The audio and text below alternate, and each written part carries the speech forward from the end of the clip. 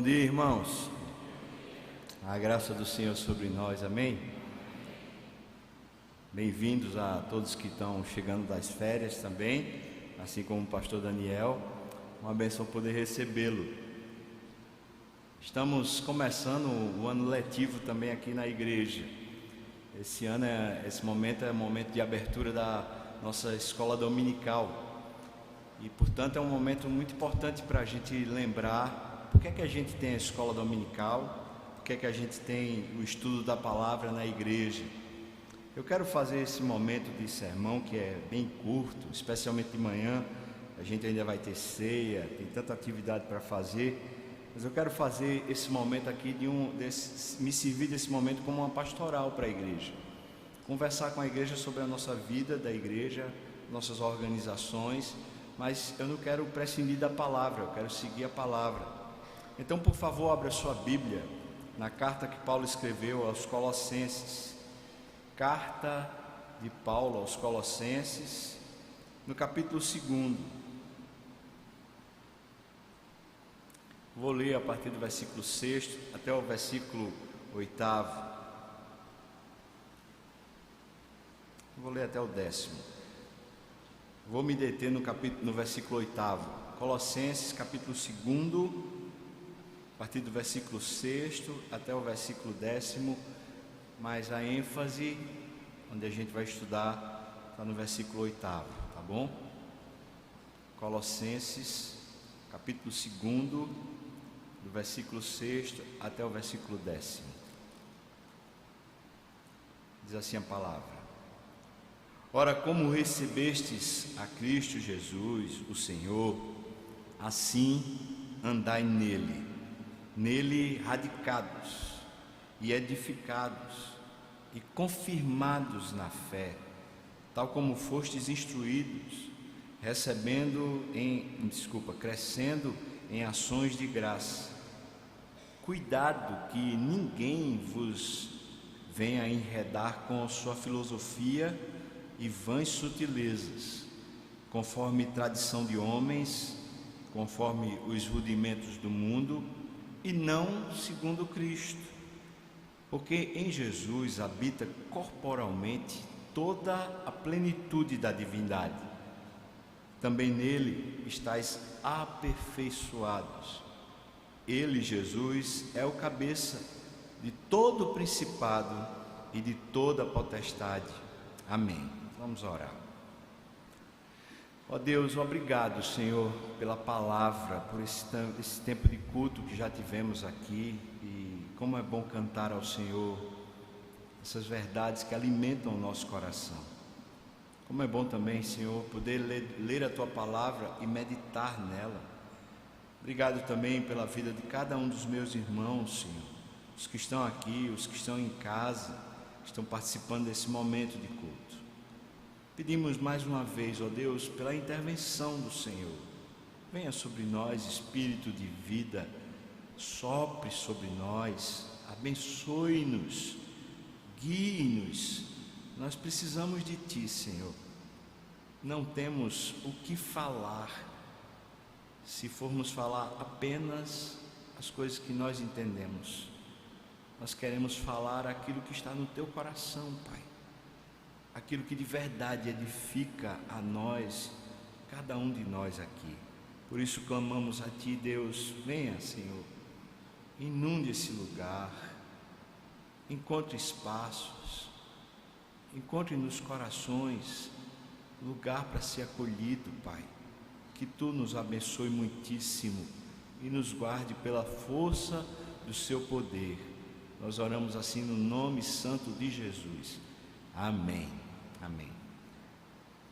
Irmãos, a vida cristã normal, ela por um lado é muito simples, é estar em Jesus, radicado, confirmado, aperfeiçoado e crescer nisso. Por isso a palavra aperfeiçoado denota crescimento, denota um ato contínuo. No entanto, é muito difícil por outro lado. Temos N coisas que geram dificuldade na vida cristã. Quero pensar aqui com você, por exemplo, temos a dificuldade do nosso temperamento. A maneira como somos, como reagimos à vida. Temos a dificuldade da nossa formação. Nós fomos criados em algum tipo de estrutura familiar, algum tipo de estrutura acadêmica, que de alguma maneira limitam a nossa capacidade de interpretar a Bíblia, de entender Deus, de crescer diante do Senhor. Nós temos dificuldade social, o mundo jaz no maligno, como diz a Escritura, e o mundo vai ser contrário a qualquer expressão real de vida cristã. Portanto, a gente vai estar sempre se debatendo. Nós temos dificuldade com as nossas vontades, e aí eu vou chamar da nossa cosmovisão antiga. Ou seja, antes de Jesus Cristo, a gente andava segundo o curso desse mundo. E quando a gente conheceu Jesus, o curso do mundo continuou no nosso coração. Então, temos uma luta, um embate travado no nosso interior a respeito do que é certo, do que é errado, a respeito do que eu posso, do que não posso. E a religião não tem competência para dizer isso. Falar religião, a palavra tem, mas a religião não. Então a gente tem uma série de dificuldades para viver uma vida cristã normal. Nenhuma dessas dificuldades sobrepuja a excelência de estar em Cristo. Por isso, a única coisa necessária e simples é estar em Cristo. Mas desde o começo, quando falo do começo, estou falando da época em que Cristo esteve habitando na terra, que ele trouxe advertências a respeito dos perigos que existem para se caminhar com ele. Eu estava meditando essa semana na vida de Jesus, e lá em João capítulo 5, Jesus tem uma conversa a respeito dessas dificuldades. Ele fala que aqueles judeus, ele estava conversando com gente que conhecia muito a palavra, conhecia muito por tradição, conhecia muito por experiências, muitas experiências espirituais, relevantes inclusive, mas ele estava dizendo para aquele povo que apesar de tanto conhecimento que eles tinham problemas graves. Eles conheciam as Escrituras, mas não conheciam a Deus. Depois ele diz: vocês conhecem as minhas obras, mas não me conhecem. Vocês não conhecem que Deus faz as obras por meu intermédio. Ou seja, veja que tipo de sincronia, de falta de sincronia que acontecia na vida deles. Eles conheciam o material, a Bíblia, que poderia servir para eles conhecerem a Deus. No entanto, ainda não conheciam a Deus. Eles conheciam Jesus pessoalmente, fisicamente, as obras que Jesus fazia, mas não conhecia o coração de Jesus, não conhecia a divindade de Jesus, não conhecia o poder de Jesus. Ou seja, eles tinham elementos que poderiam ajudá-los. No entanto, eles tinham muitas dificuldades pessoais para o crescimento. Quando a gente abre as cartas apostólicas, eu li algumas questões quando estava meditando nessa palavra. Quando a gente abre as cartas apostólicas, quase que todas elas falam a respeito dessas dificuldades. São dificuldades doutrinárias, são dificuldades éticas, são dificuldades comportamentais. E elas fazem questão, as cartas que os apóstolos escreveram, fazem questão de tratar. Havia problemas na igreja. Estava meditando na primeira carta, segunda carta de Paulo a Timóteo, ele advertindo aquele pastor jovem a respeito desses erros, desses perigos que aconteciam na igreja. Quantas vezes, pelo menos eu me lembro aqui, pelo menos por 3 vezes, Paulo advertindo a Timóteo: olha, não entra em contenda, não entra em disputa, de confabulação, de filosofia, de questões que não trazem nada a não ser briga. Não entra nessas coisas, não participa dessas coisas. Não entra em discussão a respeito de genealogia, não entra em discussão a respeito de comportamento, mas te detém na doutrina, te detém no conhecer a Deus, te detém na piedade. Busca a Deus, Timóteo. Cuida disso, porque você cuidando dessas coisas, você vai salvar tanto a você mesmo, como também aos seus ouvintes. Essa carta que foi escrita aos Colossenses, à igreja de Colossenses, se você ler o primeiro capítulo, vai perceber que Paulo diz que é uma igreja muito sadia, uma bênção essa igreja. Ela estava servindo de exemplo para toda a Ásia Menor. Isso é impressionante, é uma área grande. A área hoje, a atual Turquia, estava sendo abençoada pelo testemunho, a eficácia, a vida espiritual da igreja de Colossos. No entanto, a gente abre o 2º capítulo da carta e vê Paulo dizendo para que eles tenham cuidado para não se enredar por caminhos tortuosos. Todas as cartas vão ter isso. Aqui ele trata de questões muito simples, até pragmáticas, dos erros que aconteciam naquela época. À medida que a gente estuda os erros que aconteciam naquela época, a gente pode ir aprendendo sobre os nossos erros. E eu posso dizer para você que são praticamente os mesmos. Agora, óbvio que de época para época a nomenclatura desses erros, dessas heresias, desses ensinos, dessas deturpações, a nomenclatura muda. Também muda talvez uma prática ou outra, a expressão prática, mas a essência é exatamente a mesma que acontecia lá no 1º século. Por exemplo, o gnosticismo só nasce no 2º século, e o gnosticismo se aperfeiçoa ao longo do 2º e 3º século. No 1º século, justamente quando os apóstolos estão escrevendo, eles não falam essa palavra gnosticismo, mas eles tratam dessa questão embrionária, dessa essência maligna que vinha destruindo a igreja. Por isso eu quero me ater com você hoje aqui, nesse versículo 8º. Por favor, volte as suas vistas, a esse versículo 8º do capítulo 2. Ele diz: por favor, tomem cuidado, que ninguém, absolutamente ninguém, venha enredar vocês, venha conduzir vocês com a sua filosofia. Por favor, tome cuidado, porque cristianismo não é filosofia, cristianismo não é um saber teológico, cristianismo é vida. Então, por favor, ninguém venha ensinar você por meio de filosofia, ensinar a conhecer a Deus por meio de saberes. Muito impressionante isso, porque essa palavra que é usada aqui, filosofia, tem a ideia, a tradução original tem a ideia de aprofundar conhecimentos. Ora, se eu quero me aperfeiçoar em alguma coisa, eu preciso me aprofundar, eu preciso conhecer melhor.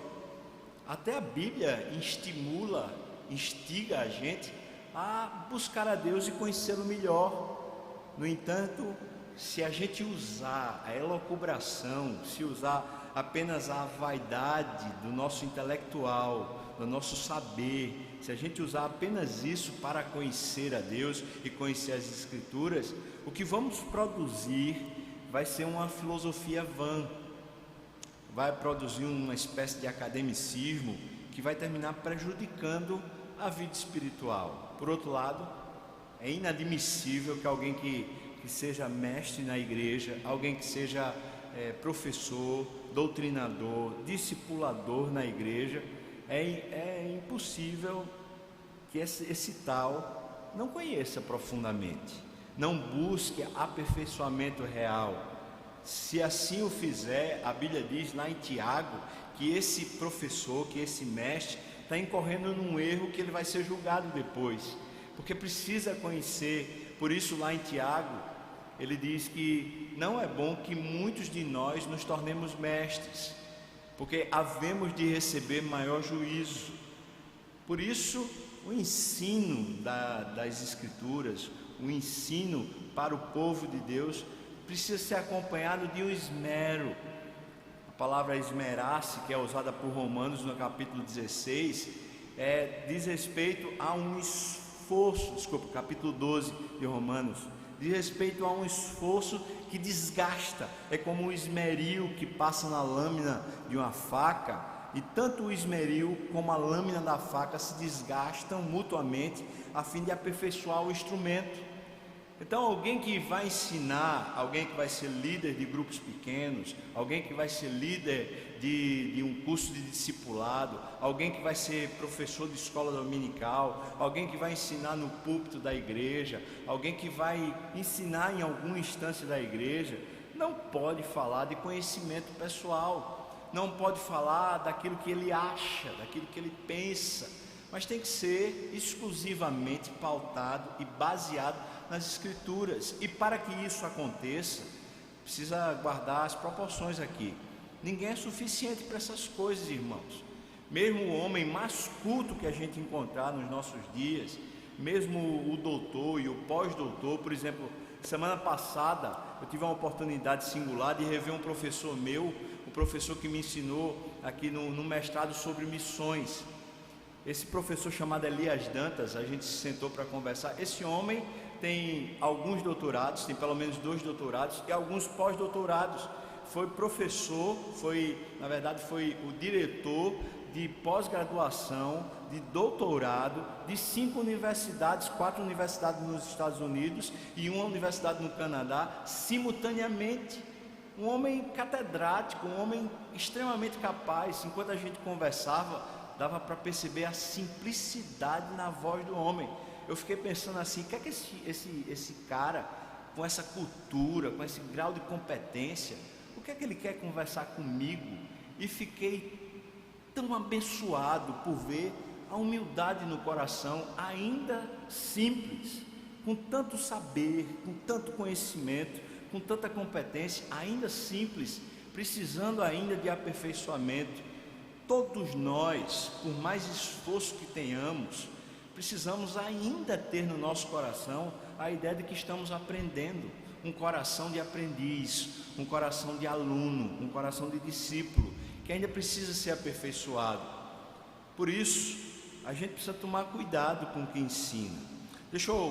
Nessa pastoral, deixa eu entender junto com você como funciona mais ou menos a nossa igreja. Estou falando a Igreja das Graças, mas também estou falando a Igreja Presbiteriana do Brasil, para que você entenda como é que as coisas acontecem nessa área de ensino.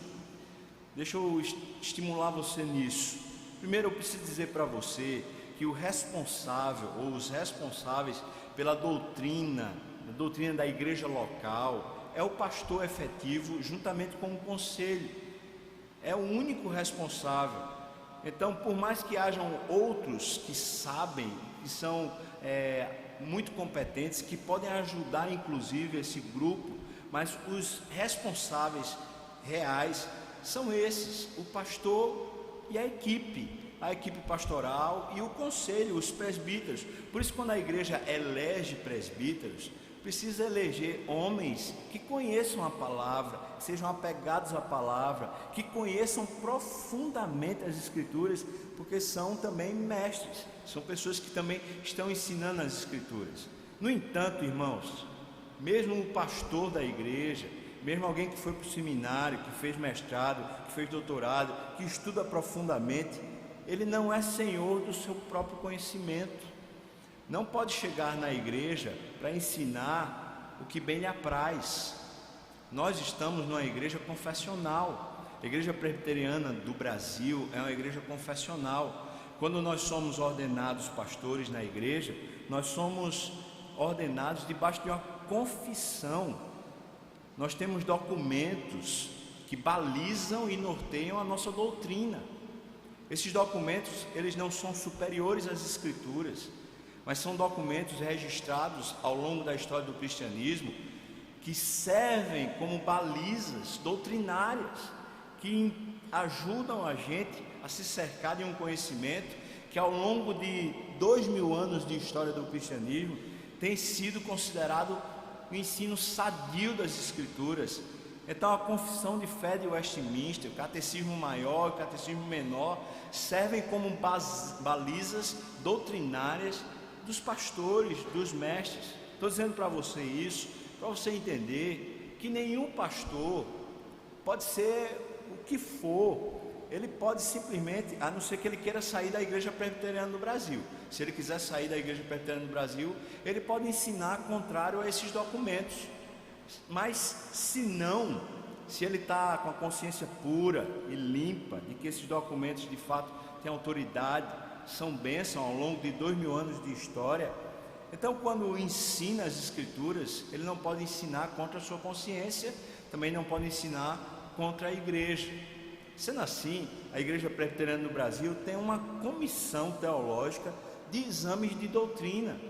Não fique examinando a igreja local, porque é óbvio que na igreja local, em qualquer igreja local no Brasil todo, as igrejas, elas vão ter um canto ou outro onde há uma fraqueza, vai ter um professor de escola dominical, ou um discipulador, ou um líder de grupo pequeno, que é um pouco mais incauto, que ainda tem algum desvio doutrinário, que vai sendo aperfeiçoado ao longo do curso, ao longo da história. É óbvio que sim, porque nem todos estão no mesmo nível, nem todos estão tão crescidos, e claro que também há distinção entre igreja e igreja local. Ou seja, existem igrejas onde pastores são mais bem preparados do que outras igrejas. É óbvio que acontece isso no Brasil todo, como Igreja Presbiteriana no Brasil. Mas essa comissão de exame teológico, ela serve, eu estou falando da IPB, ela serve para pegar aqueles assuntos que estão em voga, que estão de alguma maneira entrando na igreja brasileira, esses assuntos teológicos que estão começando a fazer um distanciamento das escrituras. Essa comissão vai lá e escreve cartas pastorais. Essas cartas pastorais são exames de doutrina que vão voltar para a igreja, voltar para os pastores lerem, se informarem, pesquisarem, estudarem e crescerem mais, aperfeiçoarem a sua própria doutrina, de maneira que nenhum de nós, dentro da Igreja Presbiteriana no Brasil, seja a comissão de exame teológico, seja o Supremo Concílio, sejam os presbitérios, sejam os pastores de igreja local, sejam os professores de escola dominical, sejam os líderes de grupos pequenos, sejam os discipuladores, nenhum de nós nessa cadeia toda pode estar livre, porque não estamos ensinando o que nós achamos. Se concordamos ou se não concordamos, essa é uma questão pessoal e a gente não deve ensinar contra a nossa consciência, mas temos um norte que precisa ser seguido e que precisa servir de baliza. Estou entendendo isso com você para que a gente entenda que isso faz parte da vida da igreja presbiteriana. Nós funcionamos assim, e em havendo qualquer erro de doutrina, existem caminhos para se seguir, os caminhos de aperfeiçoamento, como acabei de lhes falar. A nossa igreja, a Igreja Presbiteriana das Graças, existem instâncias de ensino, e eu quero que você guarde isso para você saber muito bem como nós seguimos como Igreja Presbiteriana local. Nós temos o lugar onde a doutrina é ensinada, o lugar é o púlpito da igreja, e preservamos isso e conservamos isso. Então você pode dizer que de repente pode acontecer um lugar ou outro onde existe um erro, ainda exista uma imaturidade, ainda exista alguma dificuldade, mas o lugar onde você vai poder dizer, ali é onde eu vou buscar a real doutrina da igreja, é no púlpito. E não estou falando apenas dos pastores, mas eu estou falando quem usar, não o púlpito que eu falo não é essa coisa física, não.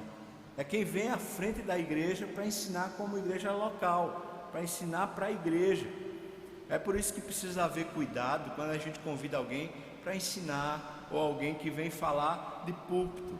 E pode ocorrer numa hora ou outra que de repente alguém que venha, mesmo um pastor da igreja, venha e fale uma abobrinha. O que deve acontecer é um conserto, uma conversa, um ajuste para que isso não ocorra mais.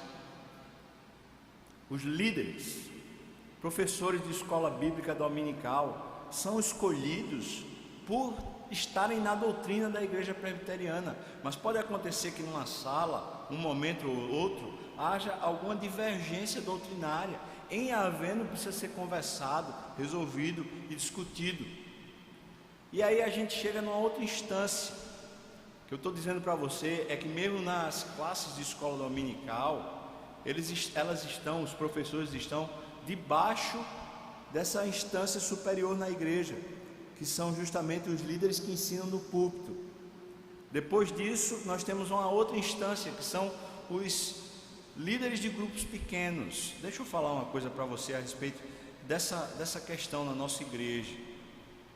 Nós temos na nossa igreja, como grupos pequenos, pelo menos 4 grupos que funcionam, ou 4 tipos de grupos que funcionam na igreja local. Um primeiro tipo de grupo pequeno que acontece é o grupo pequeno que normalmente convida pastores para ensinar. E esses normalmente se sentem autônomos para convidar os que quer. Então convida às vezes pastores que têm uma excelente doutrina e às vezes convidam pastores que poderiam ter uma doutrina duvidosa. E normalmente esses grupos estão ligados a uma espécie de liturgia e de culto que acontece lá, naquele lugar. Nós temos um segundo tipo de grupo que seria chamado o grupo familiar, que é um grupo que normalmente também segue uma liturgia, mas já tem um professor, já tem um líder lá, que já vem de muito tempo ensinando continuamente as escrituras. Esses grupos normalmente, que são chamados grupos familiar, são grupos que estão cheios e eles não vão se multiplicar. Eles têm às vezes 20, 30, 40 pessoas funcionando naquele lugar e não se multiplicam porque aquele professor, aquele líder, aquela pessoa que está lá, de alguma maneira as pessoas estão ligadas a ele ou a ela, que não quer sair de lá para um outro grupo pequeno. Nós temos um terceiro tipo de grupo pequeno. É um grupo pequeno que é formado basicamente a partir dos nossos encontros de evangelização, quando temos encontro de jovens, quando temos encontros de casais, quando temos cursilhos. Esses encontros, ou melhor, esses grupos pequenos são grupos de discipulado, são de pessoas neófitas, existe um currículo doutrinário para eles seguirem. Esses grupos pequenos normalmente eles têm começo e fim, porque eles servem por um período e depois então eles podem seguir de uma dinâmica diferente. E temos um quarto tipo de grupo pequeno que acontece na nossa igreja, que é um grupo pequeno de líderes que estão sendo formados para serem líderes de grupos pequenos.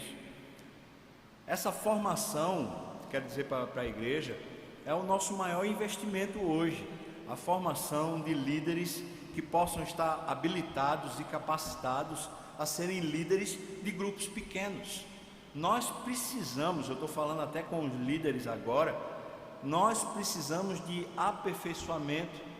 Alguns desses líderes não foram tão bem discipulados ou tão bem doutrinados, mas têm disposição para continuar aprendendo, para continuar crescendo.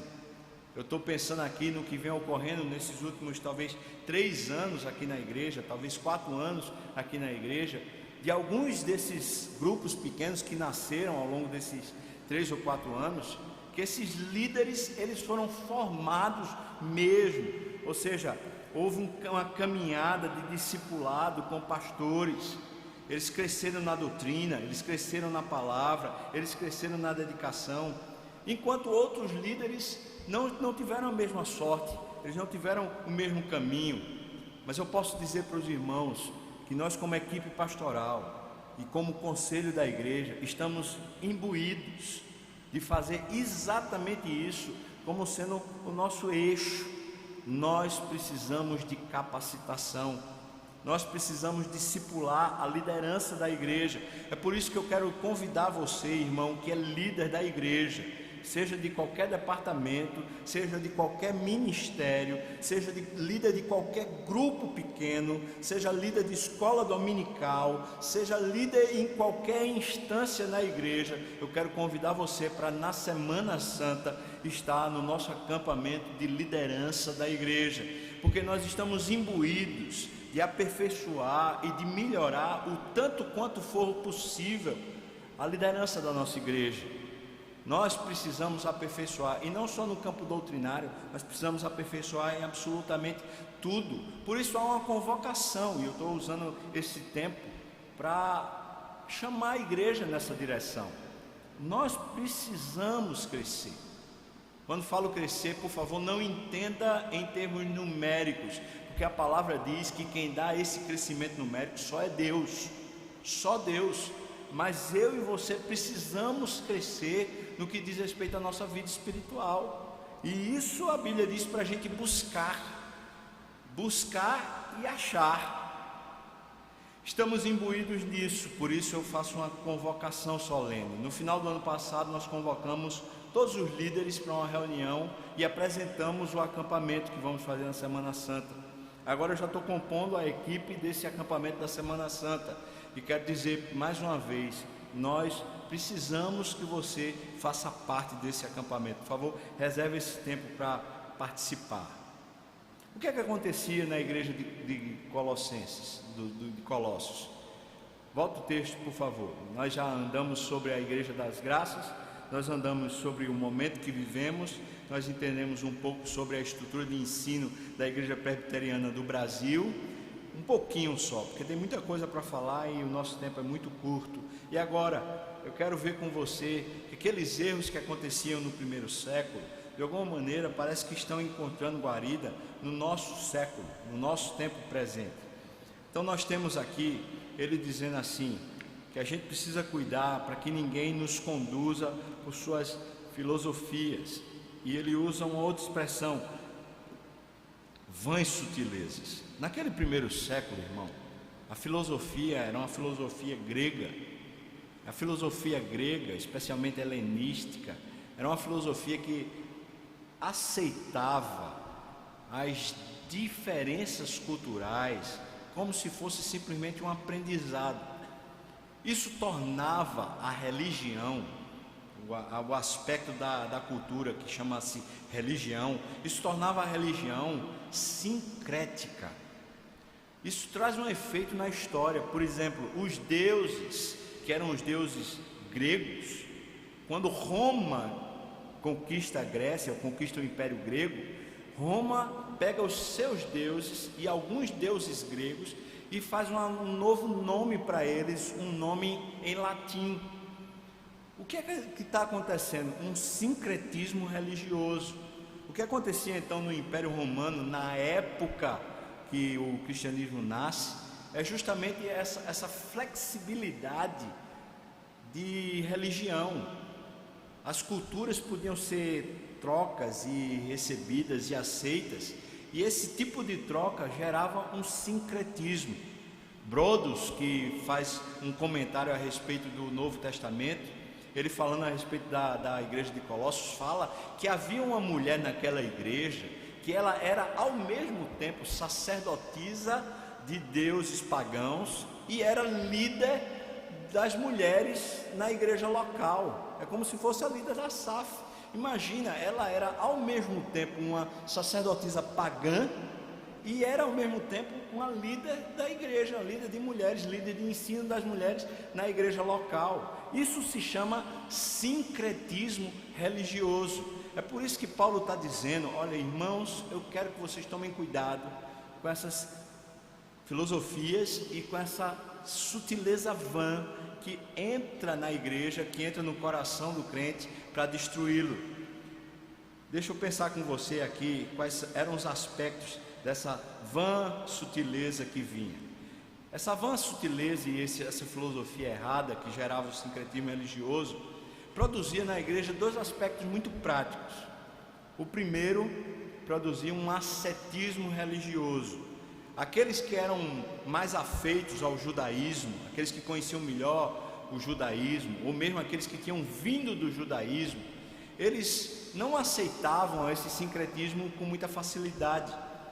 E eles entendiam que a verdadeira religião estava pautada na lei. Então eles batiam um pé, dizendo que mesmo aqueles que tinham se convertido ao cristianismo precisavam ainda guardar práticas da velha religião, da religião judaica.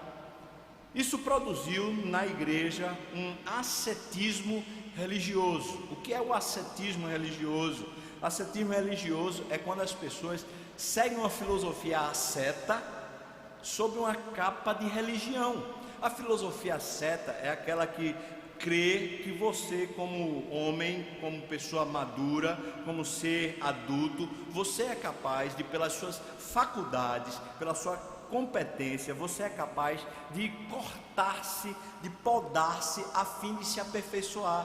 Uma pessoa que é asceta, ou que era asceta naquela época, ela simplesmente limitava os seus desejos, limitava as suas obras, limitava o seu comportamento, a fim de se aperfeiçoar, a fim de ser, por exemplo, um melhor cidadão, a fim de ser mais elogiado na família, a fim de ser mais elogiado em alguma instância da sua convivência. O asceta, ele era um filósofo. Ele fazia isso como filosofia de vida, e a maneira de podar a sua existência era uma maneira na força da carne, na força do braço. Era simplesmente por uma questão de vanglória. Ele queria parecer melhor, queria se sentir melhor diante dos seres humanos. Mas o asceta religioso que vinha procedente do judaísmo, ele não era assim. Ele usava todos os mecanismos do ascetismo, ou seja, essa poda, esse refrear-se constante, essa suposta autonegação, para dizer que assim ele poderia ser mais espiritual, ou assim ele poderia ser líder da igreja, assim ele poderia ser recompensado socialmente com cargos ou com status religioso. Dizia que fazia o que fazia, ou seja, podar-se, fazia isso simplesmente para ser um melhor cristão. No entanto, havia distanciamento no seu coração a respeito de Jesus. Por quê? Porque continuava fazendo isso pela força do braço e não por paixão a Deus. Essa é a primeira implicação que Paulo está falando aqui a respeito de filosofias e vãs sutilezas. Ainda hoje existe na religião pessoas que acham que podem ser melhor simplesmente pelo esforço pessoal, não por apegar-se a Deus, não por afeto a Deus, não por estarem debaixo do Espírito, por se dobrarem ao Espírito, por se submeterem a Deus, mas simplesmente porque são capazes. Pessoas assim normalmente são pessoas muito estruturadas, são pessoas normalmente também muito arrogantes, são pessoas que normalmente têm um saber e um conhecimento muito acentuado. Essas pessoas, os ascetas de hoje em dia que estão nas religiões, normalmente eles ocupariam as melhores funções nas empresas aí fora, nos cargos por aí fora. Por quê? Porque são pessoas que aprenderam a ter obstinação, aprenderam a ir em direção a um alvo, em direção a uma estrutura, em direção a um crescimento. E é possível, como era possível na Grécia Antiga, na época da igreja nascente, é possível ainda hoje que as pessoas, por se dominarem, por se frearem, por se refrearem, elas cresçam. Mas o único crescimento que vai acontecer aí é um crescimento da vanglória, é um crescimento social, é um crescimento de status. A pessoa pode crescer financeiramente, a pessoa pode crescer em termos acadêmicos, a pessoa pode crescer em termos de reconhecimento, até o seu nome ser maior, engrandecido, mas esse crescimento não quer dizer que a vida espiritual está acompanhando. Então, o primeiro cuidado que eu queria falar com você aqui nessa noite, ou melhor, nessa manhã, irmão. Tome cuidado, para à medida que você se entrega à cruz de Cristo, porque Jesus disse: olha, ninguém que vem após mim pode continuar vindo após mim, se não negar-se a si mesmo, se não tomar a sua cruz para seguir-me. Essa é a primeira coisa que eu queria dizer para você. O negar-se a si mesmo, o tomar a cruz de Cristo, não é ascetismo religioso. Porque o negar-se a si mesmo não pode produzir vanglória. Você não pode se sentir melhor, você não pode se sentir maior do que seu ninguém. Você não pode se achar competente na vida cristã por causa do negar-se a si mesmo. Antes, pelo contrário, o negar-se que Jesus anuncia é justamente um entendimento profundo lá no íntimo da nossa incapacidade de seguir a Deus. Portanto, precisa se negar. É diferente do asceta, que corta a si mesmo, que poda a si mesmo, refreia desejos e comportamentos pessoais, a fim de progredir à vistas, seja de si mesmo ou à vistas do povo. Mas é óbvio que todos aqueles que estão negando a si mesmo por causa de Jesus, todos aqueles que estão tomando a sua cruz e seguindo Jesus, é óbvio que essas pessoas estão crescendo. E o tipo de crescimento que está acontecendo é um crescimento na alma, é no coração. Eles estão de alguma maneira amando mais a Deus, estão mais disponíveis para Deus, estão realmente mais apaixonados pelo Senhor, estão realmente mais dedicados a Deus, e estão dizendo a Deus: Senhor, faça de mim um instrumento nas suas mãos. Não estão dono dos seus narizes, não estão domando a vida e domesticando ao seu bel prazer, porque sendo assim, o que há é ascetismo religioso. A outra expressão que segue como essa vã filosofia, ou como essa sutileza vã e essa filosofia, seria o contrário do ascetismo, que Brodus chama de antinomianismo. Deixa eu explicar isso para você. Essa expressão antinomianismo vem da palavra nomos. A palavra nomos no grego significa lei, e o antinomianismo é uma espécie de filosofia que se baseia na ideia de que alguém que está amadurecido, alguém que já cresceu intelectualmente, cresceu espiritualmente, já não precisa mais se sujeitar aos ensinos da lei, não precisa mais da lei. Por quê? Porque já passou por cima da lei e, portanto, é antinomos ou antinomianista. É alguém que está seguindo outro aspecto da vida, outro discernimento da vida, e prescinde da lei. Paulo, escrevendo a Timóteo, diz que a Escritura é útil para o nosso ensino, para a nossa correção, para nos tornar perfeitos, habilitados, homens e mulheres reais de Deus aqui na terra. A Escritura. E, no entanto, o antinomianista, ele nega a competência da Escritura por achar que já entende, tanto entende a Deus, como entende o coração de Deus, como entende as intenções de Deus, e acha que é possível descartar as Escrituras em uma parte ou outra, em um aspecto ou outro, usando muitas vezes a palavra de Deus ao seu bel prazer, conforme o seu próprio entendimento, conforme a sua própria elucidação. Existem pelo menos 4 tipos de antinomianismo descritos no Novo Testamento. O primeiro é o chamado antinomianismo cristão, que se baseia na seguinte premissa.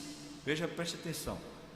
A premissa é: Jesus Cristo foi até a cruz e pagou completamente a minha dívida, o meu pecado, e a partir de agora eu estou completamente livre, porque Jesus já pagou o preço. Eu quero perguntar para você: existe algum erro nessa premissa, irmão? O que é que você acha? Existe algum erro nessa linha de argumentação? Não, não há. É exatamente isso que acontece. Mas o que decorre dessa premissa para o antinomianista é o seguinte: se eu estou completamente livre, daí vem a sutileza dessa filosofia. Se eu estou completamente livre, eu não preciso mais me sujeitar absolutamente a ninguém, nem a nada. Por quê? Porque eu estou livre. Jesus já pagou tudo por mim. Então eu posso fazer o que eu entendo ser correto, eu posso fazer conforme me parece, e não conforme a Bíblia ensina. Eu posso ter meu comportamento, posso ter o meu caminho de vida, seguindo pelo meu próprio curso, orientado pelas minhas próprias ideias. Isso é o antinomianismo, uma filosofia com trejeitos de cristão, porque segue uma doutrina real, verdadeira, mas a sua aplicação prática, ela decorre de uma apostasia, do negar a suficiência das Escrituras na vida. Segundo o antinomianismo, é o chamado antinomianismo dispensacional. É um erro crasso que existe nas igrejas evangélicas, de dizer o seguinte: o Velho Testamento diz respeito à lei, mas o Novo Testamento diz respeito à graça de Deus, e portanto nós não estamos mais debaixo da lei, estamos debaixo da graça de Deus. Estamos num novo momento da história, num novo momento do mover de Deus, e portanto nós não estamos mais sujeitos aos ditames da lei, e ainda se usa da legitimidade do que Jesus disse. Jesus disse que não veio o quê? Abjurar da lei, mas ele veio o quê? Cumprir a lei. Se Jesus já cumpriu a lei no meu lugar, então eu não preciso absolutamente da lei. Veja que isso é um ensino também errado.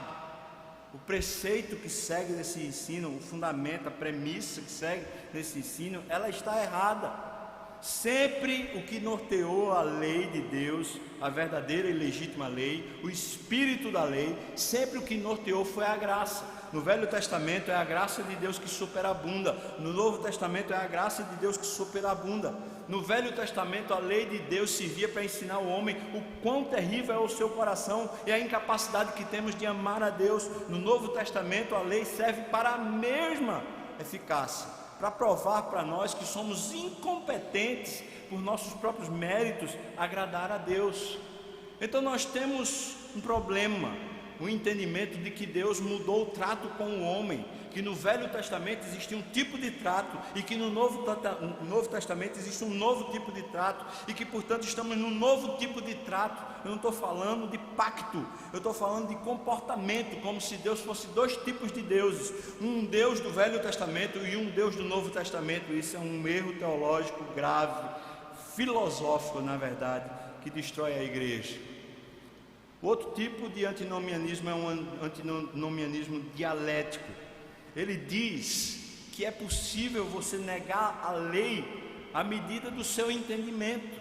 Diz que a interpretação da lei é o que vale de verdade.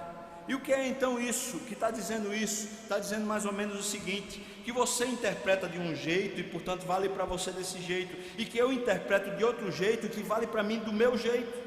Ou seja, cada um vai seguir a sua própria interpretação. É diferente de cada um seguir a sua própria consciência. A consciência tem que estar cativa à lei, e a interpretação não pode ser interpretação ao bel prazer. Nós precisamos aprender a interpretar as Escrituras. E tem mais, as Escrituras só têm uma interpretação legítima. E você pode dizer para mim, então, a única interpretação legítima é a interpretação do Espírito, e eu vou responder para você, exato, e é portanto o Espírito Santo que tem a única autoridade para dizer para mim e para você o que é certo nas Escrituras. No entanto, nós temos 2000 anos de cristianismo, de homens e mulheres de Deus que passaram cheios do Espírito por essa terra e que escreveram uma série de documentos que nos ajudam e nos norteiam. Esses homens foram fiéis a Deus, esses homens deixaram um legado para nós, e portanto nós temos muitos documentos que nos ensinam sobre os erros doutrinários e sobre os acertos doutrinários. Eu quero dizer para você que todas as doutrinas que temos, elas foram ao longo da história, elas foram batidas, saturadas, mexidas, estruturadas. Existe história para isso acontecer. Então a gente não pode chegar hoje, estando na igreja evangélica, uma igreja genuína, não pode chegar e dizer: eu discordo de quê? Eu discordo de quem? Quem sou eu para concordar ou discordar? Eu estou falando eu mesmo, como pastor, quem sou eu? Irmão, eu preciso de humildade para me curvar diante do Espírito, e eu duvido que o Espírito vai gerar facção, eu duvido que o Espírito vai gerar no seu coração falta de entendimento. A Bíblia ensina pelo Espírito a humilhação, a humildade de verdade, e não ao ego exaltado como se fosse dono de alguma coisa. E o quarto antinomianismo é o chamado antinomianismo situacionista, que diz que a única intenção da lei é o amor de Deus, e que portanto o amor de Deus é que é o crivo para validar ou não validar as Escrituras. E portanto qualquer coisa das Escrituras que seja ensinado, que de alguma maneira pareça contrário ao amor, essa tal coisa não é legítima. E eu vou dizer mais ou menos o que significa isso na prática, para não ficar só no campo filosófico. É a ideia de que, por exemplo, você não deve chegar para um irmão que está errado, em pecado, você não deve confrontá-lo, porque afinal de contas pode ser que ele se chateie, pode ser que ele saia da igreja, pode ser que ele não queira mais seguir Jesus, e isso é falta de amor com o irmão, quando o amor cristão diria exatamente o contrário. Vá cuidar do seu irmão. Se o seu irmão tem abandonado a fé, tem seguido o próprio coração, tem seguido ensinos errados, você precisa chegar junto, confrontar, abençoar, abraçar, exortar, tratar. Não pode ser indiferente ao irmão.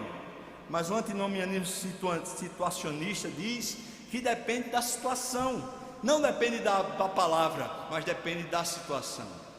Nós temos então dois lugares distantes entre si, mas que ocupavam o coração filosófico da igreja. Um era o ascetismo religioso e o outro era o antinomianismo.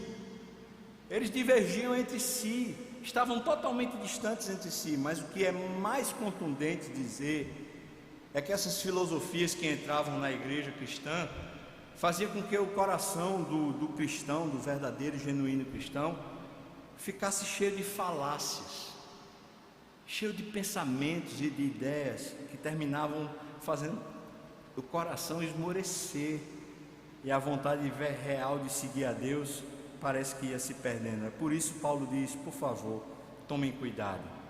Eu ainda tinha muito o que falar, irmãos, porque a gente precisa tomar cuidado ainda com as cerimônias religiosas. Rapidamente eu preciso dizer isso para você: tome muito cuidado para você não virar um cerimonialista. Hoje existem muitos evangélicos. Deixa eu dizer uma coisa para você. Eu estava lendo um documento da CEPAL falando sobre a igreja brasileira, dizendo que o grupo de igreja que mais cresce hoje no Brasil são os desigrejados. Você acredita? Apesar dos crentes evangélicos cresceu até 2010 67% nesse país o número de evangélicos. No entanto, ainda cresce mais o número dos desigrejados, os chamados hoje crentes nominais. E o que seria um crente nominal? É o crente que, por exemplo, ele vem para o Natal, ele vem para o batizado do filho, da filha, de não sei quem mais lá, ele vem para o final do ano, ele vem para uma festa ou outra que acontece na igreja, ele vem, por exemplo, para um encontro de jovens para participar, ele vem, por exemplo, para participar do cursilho, ele vem, por exemplo, para participar de eventos, de atividades, mas ele não segue com a igreja, ele não caminha com a igreja, ele não busca a Deus junto com a comunidade. É cerimonialista, só segue tradição, só segue cerimônia. São pessoas apegadas a trejeitos. Por exemplo, se a gente tiver um evento que sempre foi feito de um jeito, mas hoje em dia aquilo não serve mais, não está mais comunicando a essência daquele evento, ele não pode ser mudado, ele não pode ser remexido, ele não pode ser aperfeiçoado, porque segue tradição. Isso é filosofia, e Paulo está dizendo: cuidado com esse negócio, porque esse negócio só engendra contendas, só engendra briga no meio da igreja. Mas a terceira coisa que eu finalizo aqui, Paulo diz: tome muito cuidado com as experiências sobrenaturais. E é interessante, porque Paulo é protagonista de muitas experiências espirituais, sobrenaturais, maravilhosas. O próprio Paulo provou êxtase espiritual, irmão. Ele diz: eu conheço um homem, eu não sei se no corpo ou fora do corpo, esse homem foi levado até o terceiro céu, ele viu e provou coisas que são inefáveis, que não é dado aos homens conhecer. Ele está falando de si mesmo. Paulo provou e teve experiências espirituais grandiosas, profundas. Mas Paulo, quando escreve à igreja, ele diz: tome cuidado, porque ele sabe que experiência sobrenatural gera confusão no coração, especialmente quando não há raiz, quando não está em Cristo, quando não cresce em Cristo. Semana passada eu falei aqui de uma experiência que aconteceu numa igreja aqui em Recife, de uma mulher que entrou em reuniões de oração e começou a participar de reuniões de oração, e essa mulher foi enviada pelo demônio para participar de reuniões de oração. Como é que a gente sabe disso? Porque essa mulher se converteu, e ela disse que quem tinha enviado ela para reuniões de oração tinha sido demônios. Essa mulher era profetisa nas reuniões de oração, essa mulher ensinava um bocado de coisa, e ela começou a ensinar em submissão. ensinar antinomianismo como uma perspectiva cristã lá dentro da reunião de oração. Era uma revolta que estava sendo trazida pelos demônios para um lugar tão abençoador, uma reunião de oração. Essa mulher estava ganhando status de ser poderosa, de ser profetisa, de ser uma mulher de Deus, usada por demônios. Irmão, eu quero dizer para você, discernimento espiritual é um dom, mas é um dom que está afeito ao conhecimento de Deus e conhecimento das Escrituras. Não pense que qualquer tipo de reunião de oração que você vai, não pense que qualquer tipo de obreiro, qualquer tipo de ministro, qualquer tipo de servo, supostamente homem de Deus e mulher de Deus, está cheio do Espírito, só porque faz alguma coisa sobrenatural. Antes, pelo contrário. Hoje, no nosso tempo e num Brasil místico como temos, onde o que autentica muitas vezes a religião é o sobrenatural, quantas vezes os demônios têm ido e feito coisas sobrenaturais para enganar os incautos, com promessas vazias, com muitas vezes teatros que acontecem de expulsão e de exorcismo, que na verdade não acontecem na essência, mas são protagonizados e mostrados na frente da igreja, sem que isso seja real, para distorção, para deixar o crente no cabresto, para conduzir o crente numa espécie de cabresto que tem que dar dinheiro, que tem que produzir coisas para a igreja e não para Deus. Tome cuidado, irmão. Se você não conhece bem as Escrituras e é só afeito a experiências, eu quero dizer para você, é ruim esse caminho seu. Esse caminho de experiência sem conhecer profundamente a palavra leva você a distanciar-se de Deus. E você nem nota, porque afinal de contas você está provando tanta coisa boa aparentemente. Aquelas palavras que vêm parecem como uma luva para você, mas se você for para uma cartomante, eu vou dizer para você, ela vai dizer um bocado de coisa que vai encher seu coração de esperança. Ela vai dizer um bocado de coisa boa para você, porque afinal de contas o diabo quer lhe seduzir para lhe matar. Então tome cuidado. Quando eu estou falando isso, irmão, eu mesmo, pela graça de Deus, já provei muita coisa excelente de Deus, já tive muita experiência sobrenatural na minha carne, na minha vida. Poderia dizer algumas experiências que realmente se confirmaram na minha história. Eu fui ressuscitado numa sala de hospital, ou melhor, numa sala de cirurgia de hospital. Pela graça de Deus isso aconteceu comigo, eu provei do alto. Numa reunião de oração, ou melhor, numa oração que a minha mãe fez por mim, enquanto eu estava desfalecendo por causa de asma, um anjo me tocou e foi tirado de mim aquela secreção, foi tirado de mim aquela enfermidade. Até hoje, nunca mais eu tive crise de asma.